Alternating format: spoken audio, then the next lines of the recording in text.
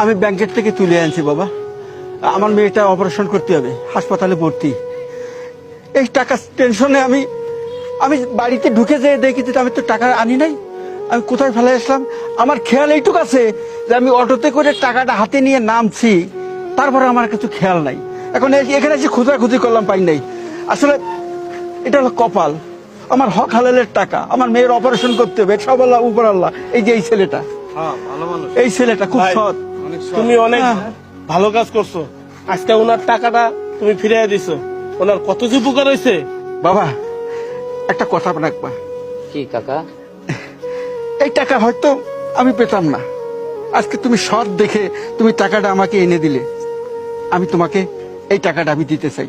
না কাকা, আমি রাখো বাবা, রাখো। না না কাকা, আমি একটা কথা কই, আমি একটা কথা কই, কথাটা আগে বোঝেন।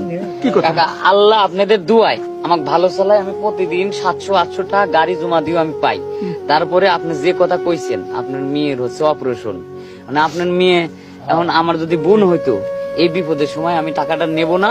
আর যদি আমার মা তো নাই, মারা গেছে, আমার কইছে যে বাবা তোরে আমি দোয়া করি, তুই জীবনে কোনোদিন পরের দিন সে হাত দিবি লয়, আল্লাহ তোরে ভালো চালাবি। কাকা টাকা পাইছি, টাকা আমার না, আমি নিয়ে আমি কি করতে পারবো? কয় মাস হয়তো ভালো মন্দ খাইতে পারবো, তাছাড়া তো কিছু করার মতোই নাই। আমি কাকার কাছে একটা জিনিস চাই, আমার দোয়া করুক, আমি যেন ভালো হলে চলে পারি, আল্লাহ দিন আমার অসুখ বিসুখ দেয় না, গরিব মানুষের সওয়াল, আমি যদি সংসারটা ভালো করে চালাতে পারি, এটুকু। টাকার আমার লোভ নাই ভাই। বাবা আমার একটা কথা রাখতে হবে। কাকা বলো তুমি রাখবে কিনা? বলেন কাকা। আমার মনে চাচ্ছে কি জানো, এইটা আমার বাড়ি, এটা আমার বাড়ি। তুমি আমার সঙ্গে 2 মুঠো ভাত খাবো আমার সঙ্গে, তোমার সাথে আমি বসে খাবো। কাকা আমি আর না না না না, এটা রাখতে হবে। তুমি গাড়িটা নিয়ে